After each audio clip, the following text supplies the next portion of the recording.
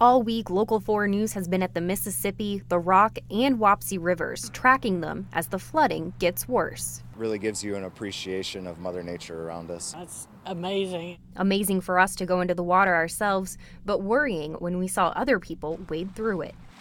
We began to wonder how safe that is to do, so as the rivers continue to rise, we're going deeper to find out how clean the water is. We took samples from 6 different locations, from the banks of the Mississippi in LeClaire Park, the shores of the Rock River, and all the way to Long Grove to snag some water from the Wapsie. Then we gave them to the experts. The QC Metallurgical Lab will spend 24 hours creating cultures from each sample to determine how much bacteria is in the water. They will autofluoresce, so they're basically going to kind of glow a little bit. Todd Bloodsworth says he already knows one thing for sure: these samples contain E. coli. The question will be is how much? And that's a question we'll answer for you tonight. Grace Runkel, Local 4 News.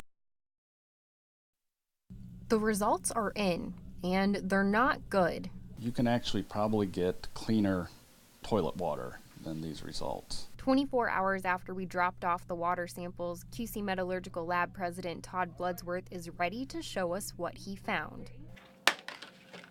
We have to turn off the lights in here, put on the black light, and you'll see them fluoresce. So the fluorescent are markers for E. coli. That's a lot of neon water. So what does it mean? If you're in the water, your kids are coming into contact with fecal matter, and at no point is that usually a good thing. Water samples from River Drive in Moline had the highest count, with more than 9,800 colony-forming units of E. coli, better known as CFUs. Let's put that into perspective. Iowa and Illinois require recreational water to have an E. coli CFU count less than 235, a standard none of our samples met.